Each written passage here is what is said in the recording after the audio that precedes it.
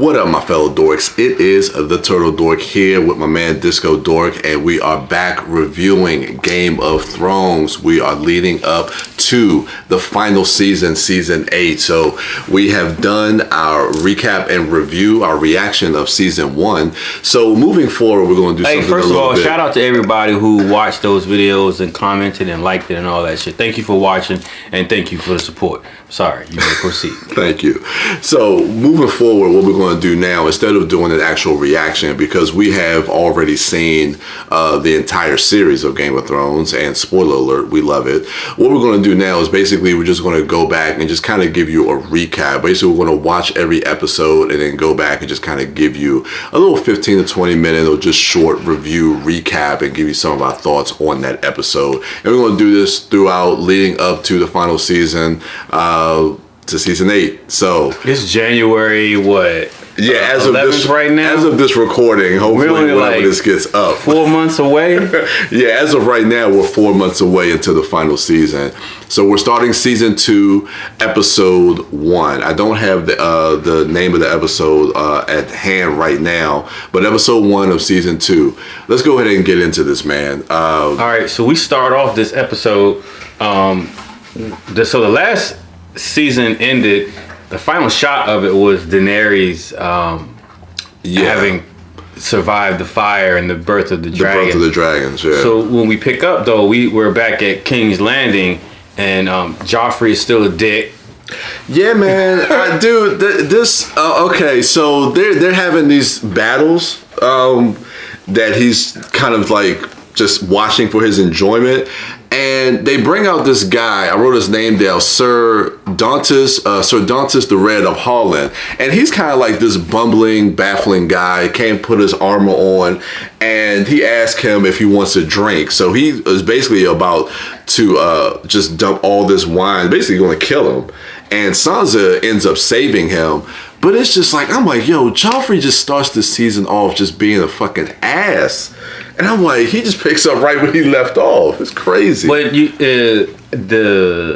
made a good point with this scene, and it was after. So in this scene, the goof, I'm just gonna call him the goof. Yeah. His life is spared because at the last minute, Sansa talks. Well, actually, she initiates the conversation that eventually has the Hound convince Joffrey to spare this guy, let this guy go, right? But and then after that, Tyrion comes. Tyrion arrives, and Tyrion is returning from the battle in the previous season where that's when Jaime got caught by Robb and his army. Yeah. So Tyrion is returning from that battle, and he comes right as this situation has just been de-escalated by the Hound. Yeah. And he has an exchange with Sansa, and through that exchange you see Sansa admit or be submissive and subservient to Joffrey. Yeah. And Tyrion looks at her. He knows, and she says, I'm loyal to Joffrey. I'm loyal to the king or whatever. And Tyrion says, of course you are. But you can tell that he's shocked that she's already been not brainwashed necessarily, but yeah. And I'm 100% positive that Tyrion knows that she's just saying that right now just to survive this encounter. To save herself. But you made a good observation in that you talked about how just looking at how Sansa in that scene, she's really submissive and she's just, whatever she has to say to appease Joffrey. Looking at her then in this particular scene, but then thinking about her now currently where she is, and that's one of the cool parts about this rewatch is that we now have a current history with these characters, and we have a not necessarily end point, but we have a place of growth with almost all these characters, and going back to see where they were juxtaposed with how they are now is really interesting. It makes the current watch of the current seasons gratifying because you're like, man, Khaleesi's come a long way. I remember back when she was just this, slave or servant. And she didn't have any autonomy. But then actually going back to see her, and in this case, to see Sansa before she's coming to her own, as right now she's lording over Winterfell, before she's coming to her own. It's a really interesting dynamic. It's very interesting to see that, because you can definitely, like you say, going back watching it now, and I know a lot of people are going back and doing and binging a lot of Game of Thrones, so I know a lot of people can relate to this, seeing these characters and their arcs to where they're at the end of season 7, and seeing that particular scene with Joffrey in the beginning of this episode, to see her growth in her arc from being very submissive to the point of her just wanting to just save her life, and then everything that she's been through, like in season 5, dealing with everything. I can't remember the dude's name, but dealing with that and where she is now in Winterfell. It's just great to see those type of arcs, and we're going to see that throughout these seasons with all of these characters, and then also how our perception of these characters change. But then let's go. My bad. No worries. But let's go to that scene that you mentioned right after that with Tyrion and Cersei.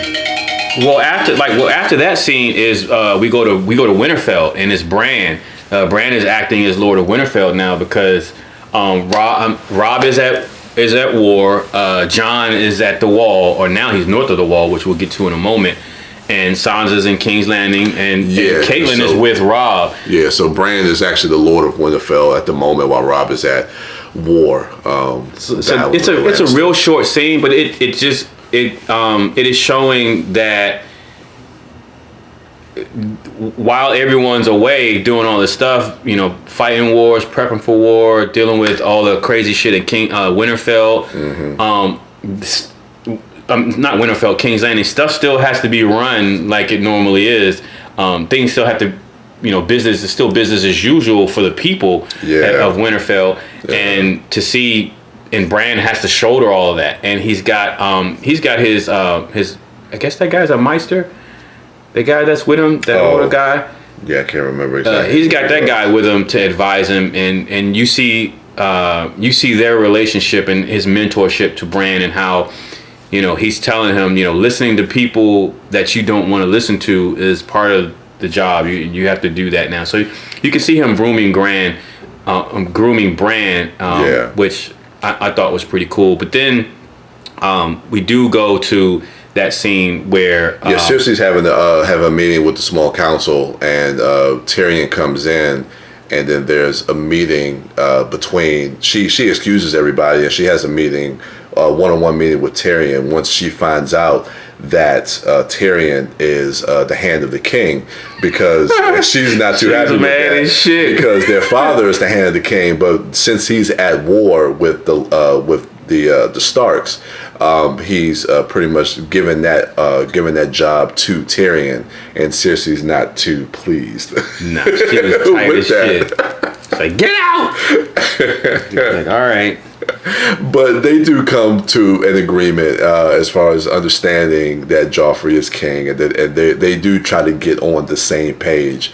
But you can definitely see that back and forth between, and Cersei has that a lot in this episode, and we're going to get to that scene with Baelish, which she's spongy, man.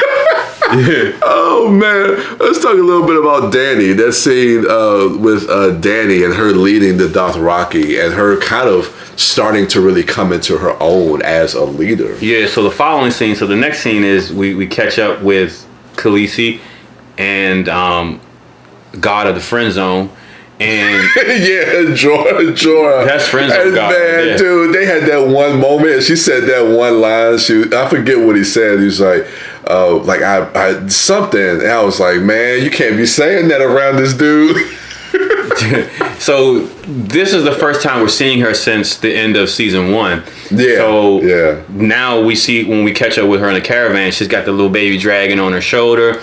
But like the horses are dying because are they just seeking shelter, or seeking? Because I'm not sure where they're actually headed. Because then she sends 3 of her like generals of the Dothraki. She sends them south, north, and west, I think, to kind of find either refuge somewhere.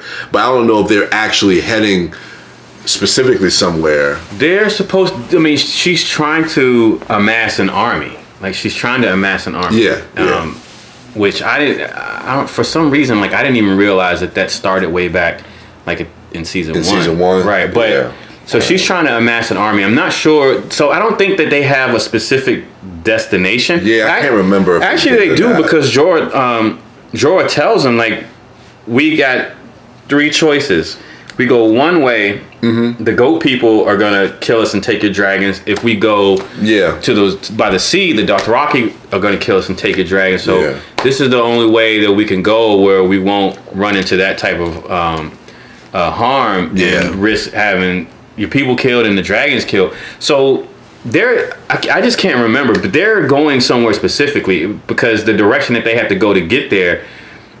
Jorah knows that, we can go these other routes, but this is the safest route to get to that destination. I just can't remember. So I guess that means we got to fucking do a recap of the recap. So I can refresh our memory. I know, man. I said these episodes and this show is so dense and there's so much going on. It's just hard to kind of keep track. But we definitely get the gist of everything. But you're right. That scene does end with her sending her guys off to do some recon to get some information on what lies ahead and how bad this particular path may be, or if there's any people and stuff like that. So I want to talk a little bit about the scene with Jon Snow. Now, it's been a while since we've actually done our reaction to season 1. He has hair now. I ain't have hair in the last time. Oh shit! So it's been a while. So the scene with Craster and Jon Snow when they have that meeting. That's right. Okay, so in this episode, we pick up from the very end, the end of season 1. The end of season 1, as far as Jon Snow is concerned, sees him and the Night's Watch heading out. They're north beyond the wall. Yeah, that the season 1, the last time we see them, that they go through the gate of the wall and they go out into the north. So they're going up to the wall. So we pick up with them. At Craster's house. Craster is the father of Gilly, and that's Sam's current wife. So this is when we're first introduced to Craster and also Gilly. So they're going up to, I guess, to find out what's going on with like the rumors of like because it didn't in the season 1 they brought someone from the north and they came back alive in there. Was that season 1 when they came back alive? Well, it freaked everybody out, or is that later on? I honestly I can't remember. So we gotta freaking do a recap of the recap. the recap. But they are north of the wall and they are at the home. I know the conversations surrounding Craster and the reason they were having this meeting is the fact that there are no wildlings in this area. Yeah. And I think this has something to do with the army of the dead and maybe the Night King. And the White Walkers possibly. I want to say they're just going to make sure that these dead bodies or the stuff that's popping up ain't the doings of the wildlings. I think they want to rule that shit out because they did receive word of the crazy shit that happened in the opening of season 1. If you remember, season 1 opens with the White Walker there. So I want to say between that and something else happening, they're like, all right, well, we got to go out here and see if there's any validity to this stuff. And make sure it ain't the wildlings. Because if I'm not mistaken, currently to them, with the exception of like any White Walker threat or lore, they're always at war with the wildlings of the north. So I think they're just going up there to see if they got to kick some wildling ass or what.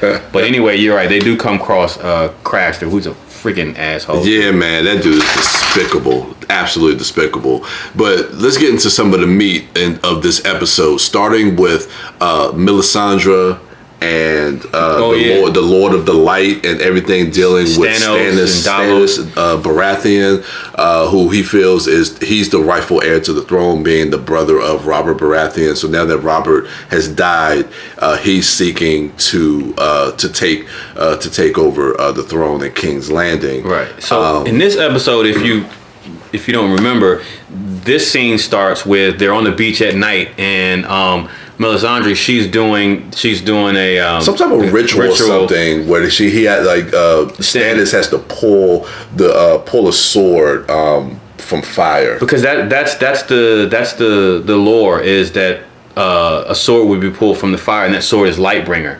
But I don't think that sword. So that happens in this particular scene, if you don't remember. So they're on the beach at night. Mm-hmm. One of the servants comes up. He was late as fuck. He comes up and he's like, "Yo, Davos, you need to stop this like right now." Yeah. And Davos is like, "All right, hold on." Because Davos is the right hand of Stannis, right? Yeah. He's one of those like. He's a good dude. But he's like one of those devoted people to the point where he's a yes man, like blind devotion. Yeah, to the point where. But on one hand, it plays like that, especially when the guy comes up on the beach. It's like, yo, you need to stop this shit like right now. But you can see he's conflicted with it. I said on one hand, but then later on when they're at the table, you can see him kind of thinking like, all right, well maybe we should do this instead of that. He is conflicted. So, but as this scene starts, like he's playing it like, you know, he's just a blind follower, devoted follower. Which, if you think about, it's funny when you think about this scene on the beach, and she's like,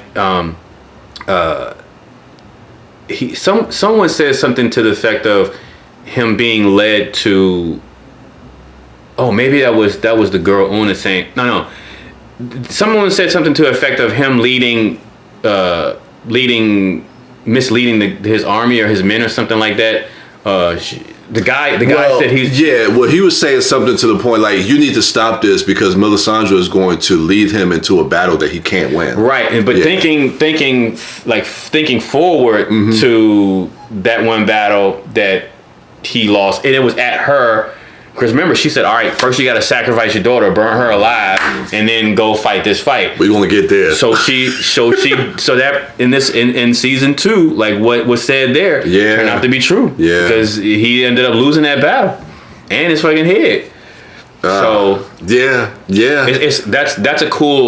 one of the cool things also about this rewatch is when initially lines like that on your first watch, they don't mean anything, right? Exactly. Because you have no context, right? But later on, you know, you see what happens, and then you go back and hear that line again, and it has weight. That line holds weight now. So the next thing I want to talk about is the scene between Robb and Jaime. But before we get there, I think in that scene with Stannis and Melisandre when they're having that council meeting in his castle, they mentioned that they're going to send a raven to all the different kings and all the different lords to basically spread that rumor or spread the fact that Joffrey is not the rightful heir because he's a bastard son of Cersei and Jaime. Right. So that gets out to everybody. So that's Stannis making his claim for the throne, saying the kid that you got on the throne right now is not a true heir. He's a bastard son of incest. I'm the next true heir, so you need to relinquish the throne to me. And so that decree was sent out, and that plays into the conversation. The conversation that Robb and Jaime, which is a great scene, and the wolf. What do they call those again? Dire wolves. This is Grey Wind. So this scene that you're talking about, it cuts to this scene, and this is when we first see Jaime since season 1. Yeah, and so he's been captured. He's a prisoner of war. Yeah, and Robb approaches him, and then he has this great dialogue with him that you're talking about. Yeah, and he basically tells him about the rumor or that he knows as far as like Joffrey and everything with Cersei. And so they're trying to negotiate this claim, and you know they're kind of standing off on each other and stuff like that. And Jaime's saying, well, you know, my father's not going to agree to some of these demands that you want. You know, they've been to 3 battles, and Robb and his army have already won these 3 battles. So they're just kind of having this kind of standoff. And then that scene, and when the direwolf comes in, it's so funny because that happens at least 2 times in this episode when 2 people are kind of broken down or deconstructed. Because you see, so when the scene starts, Jaime is, even though he's tied up, he's a prisoner of war, he's tied to this pole, he's still popping shit off. He's popping off at the mouth, right? Yeah. And he's like, he calls Robb a boy. And he says, "Oh, does that make you mad? Did I call you a boy?" Yeah. And then Rob that's when you cut to the scene when you hear Grey Wind at first, and then Rob goes, don't, you're you're making yourself look like a fool. He's like, 'cause that would mean if I'm a boy, then that would mean you were captured by a boy, you lost to a boy, and you're the prisoner of a boy, and wait till your dad hears about that. And then that's when Grey Wind comes around the corner, and looks like a goddamn pony. It's so freaking big, huge, man, and that's when Rob tells Jaime that he knows about him pushing Bran out the window. He knows that Ned was beheaded because Ned found out the truth about Jaime and Cersei and the bastard children. And so he's calling them out on all. Yeah, you see all of Jaime's cool go out of his face when the damn direwolf comes around the corner. But then when he's telling him all this stuff that he knows, you just see Jaime all right, well, how do you know it's not just a rumor or whatever? You know what I'm saying? How do you know it's not true? But I think that was real cool of Rob. Even and you know what? In this moment, I can't even be super super duper happy and oh man, Rob is badass for that moment. Because you know what's coming. But I'm trying to stay focused. I'm trying to, but it's a part of it I know you the man hard right now, Rob. But don't get too fully because the only reason why I thought that is because he in that monologue to Jaime, I've already beaten you. I've already won 3 times is better than 3 losses, and you can already see him, and even with his conversation with his mother Caitlin, you can see him not really getting ahead of himself or full of himself, but his, I don't know, that hubris is there. That's what I was about to say. That hubris is there, and it's just going to magnify the further we get into season 2, especially as this battle between the Starks and the Lannisters starts to escalate a little bit more. But that was a great scene. But if you want to talk about grandstanding, 2 characters that were definitely going at each other was Baelish and Cersei. Oh man, that was awesome. You talk about everything in this show when it comes to battles and just the epic scale. But man, when you get 2 characters that go back and forth with great dialogue and good history that we already have established with these characters, man, seeing Cersei and Petyr Baelish go back and forth with jabs back and forth with each other, trying to one up each other, man, that was brilliant. That was a pure delight to watch. I love that scene. So if you don't remember, the conversation he's talking about is when Cersei and her guards catch up to Petyr Baelish in the courtyard. And she's telling Petyr hey yo, we had 3 Stark children. One of them's upstairs with my asshole kid. No, she said we had 3 Starks. One of them with the asshole kid. You beheaded one. One ran off or escaped, and one has escaped. And Peter's all right, well, I don't know where she is, but maybe you can ask Spider Viserys. And then when he says that, Cersei goes into this story oh, there was once this boy who... because he says he made his own sigil because he had the mockingbird. And how he was a self-made man. And so she starts to go into this little jab at him about basically, not being of any type particular lineage or whatever, any type of significant lineage or whatever. And then he goes into this, then he counters that with, well, yeah, also, because she goes, I heard the story of a boy who, didn't belong to a family, whatever. So then he goes into his little thing, well, I heard the story about a woman fucking her brother and having his bastard kids, and maybe the dude that's on the throne really shouldn't be on the throne. And he had that little sly little smirk that he does. Yeah, because he was knowledge is power. And he was like, that's what I found out. Knowledge is power. And Cersei goes, oh yeah, word. Well, you think knowledge is power? All right. Let me show you real power. Hold up. She told her guards to grab the dude.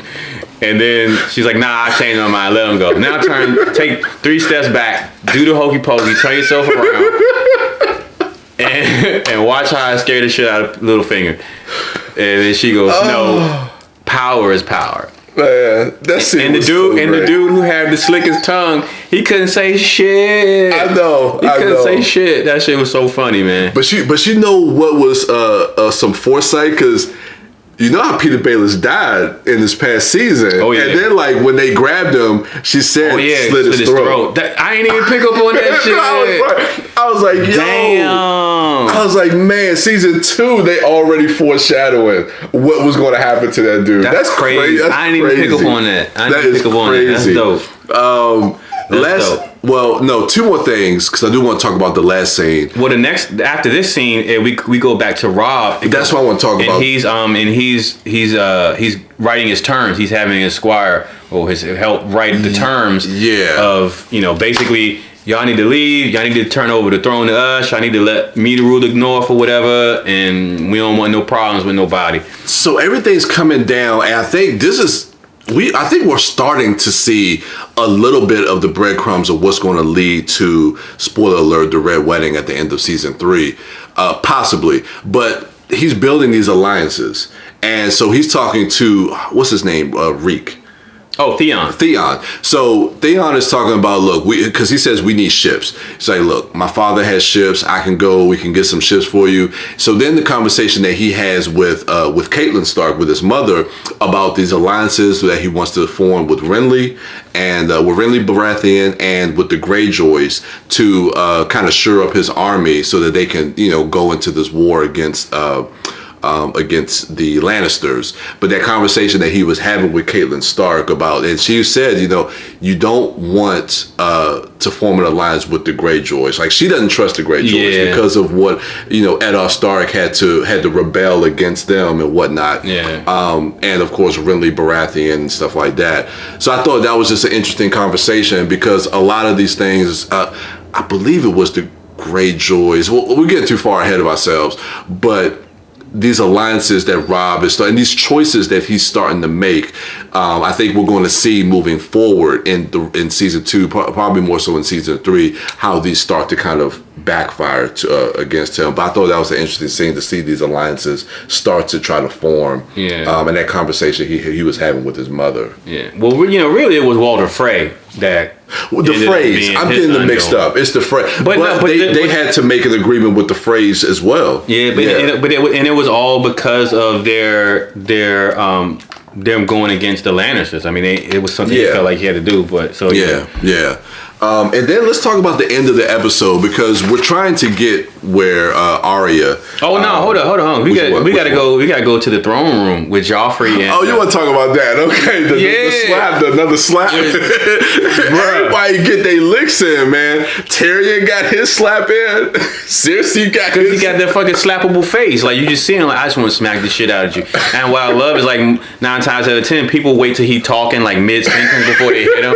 So he always popping off at the mouth. And that's the most gangster shit, when you slap somebody right when they talking shit. Like, bitch, man. And he was like, and he always goes, and you listen to him, he goes, And you got the people, because he had, in that scene when it starts, like, they walk into the throne room, both Cersei and Joffrey, and he's got people in there like redoing it, redecorating it or whatever. So you got people up on scaffolding and stuff. So they doing work and shit. And next thing you know, you hear him turn around like, dang, she slapped that boy, and he down on the ground.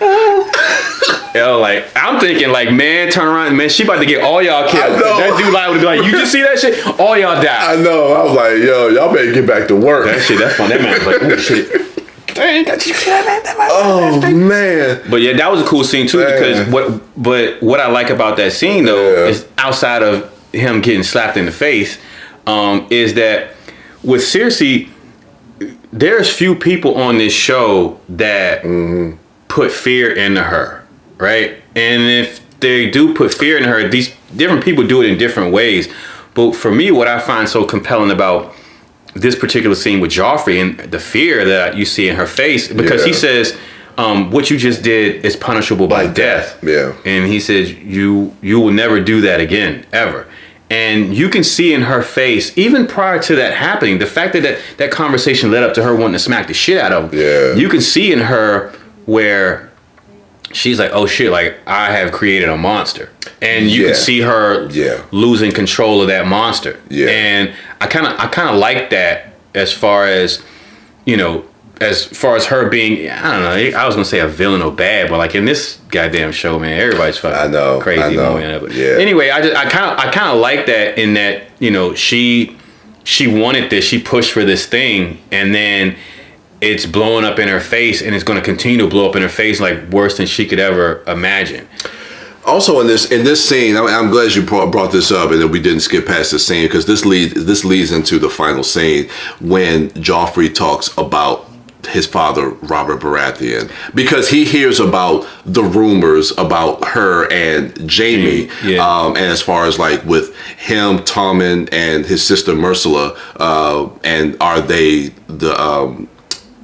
the children of the from the two of them or from Robert Baratheon? And he also wants to know if there are any other kids. Like, did he have any other? Yeah, because he calls her out. Like, you know, he's like, maybe he grew tired. Maybe he had affairs and was sleeping with whores and all this other stuff. Because that's what got his face smacked off. Yeah, because he grew tired of you.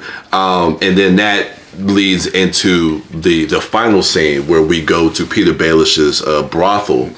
And so that scene starts like with sex lessons, right? So the one chick is giving advice on how to fuck this dude. How to ride a dude. She, like, while she's doing it, that's like telling me how to drive while I'm driving. Like, don't do that, right? Man. Like, if you wait till I stop and then you give me some advice, but don't tell me.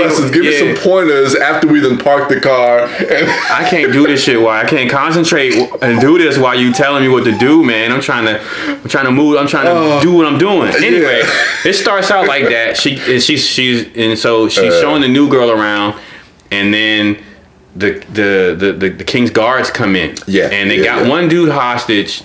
Sort of. They look like they got him hostage. They bring one dude and he's all beat up.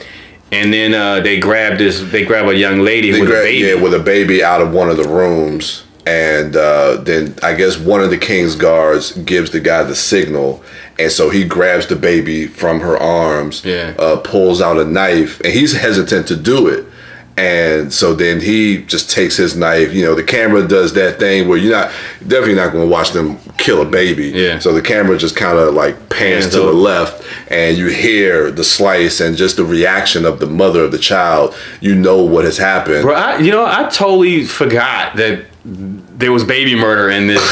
I don't know why. Maybe it's a psychological thing where your brain blocks out traumatic shit. I mean, season 2, it's probably been a while since you've seen it. I mean, I just recently watched it 2 years ago, and I can't remember much from season 2. The most stuff I remember from season 2 is a lot of stuff with Arya that we're going to get to later on. Yeah. But yeah, this I mean I remember certain things. I was almost positive Petyr was going to come and be like, hold on now, we'll be killing little babies in my whorehouse, man. I would have bet money that was going to happen, because when they showed a knife, I was waiting for out of the frame his hand. I was like, man, y'all ain't gonna do that. That camera was like, psych. So then we start to cut to a lot of the King's Guard and a lot of going around to these different areas and these different brothels, killing young kids, killing babies, and it's all boys. All boys. But then we get to a guy that they are torturing to get some information out of him, and we hear the name Gendry. Gendry. I couldn't remember his name. And we remember at the end of season 1 that he took off with Arya to know that, because Gendry is the bastard son of Robert Baratheon. Mm-hmm. So, and then we see that Gendry with Arya, who has been hinted at this whole episode because we've been trying to find out where she was, that the both of them have kind of stowed away away from King's Landing, and then that's how the episode ended. Because that's how that. So as far as her final scene in season 1, that last episode, after witnessing, after witnessing her father get killed. In the final season of the final episode, she's seen leaving King's Landing. She's getting smuggled away with Gendry. Yeah, because she gets her hair cut, trying to make her seem like a boy. She has Needle with her, and they're trying to smuggle her out of King's Landing because they know what's coming, because of everything that happened with the beheading of Eddard Stark. Yeah, but yeah, It's a pretty big episode 1 for season 2. Yeah, I feel like it's starting off on a good foot, starting off strong enough. In that, I love how it's it's continuing the threads. Yes, immediately from season 1 in a way that still feels cohesive. Oh yeah, definitely. So that I appreciate. Definitely. But I honestly don't remember a lot about season 2, so it's almost going to be like watching it for the first time, almost. Yeah. But I'm looking forward to it anyway. Yeah, man. Me too. So this was a very strong opening for season 2. So stay tuned. We're gonna have our recap review for season 2, episode 2 coming up shortly, or whenever the video posts. So definitely check that one out. This is not network television. This is YouTube. So definitely check that out. Thank you guys again for sticking with us and watching the video and subscribing and doing all that great stuff. So be sure to check out our other dorks at Mouth Dork, at Sidewalk Siren, at WB Dash. I'm the Turtle Dork. This guy here is the Disco Dork. Follow the podcast at ItModcast. And we will return with episode 2. And with that, we are out.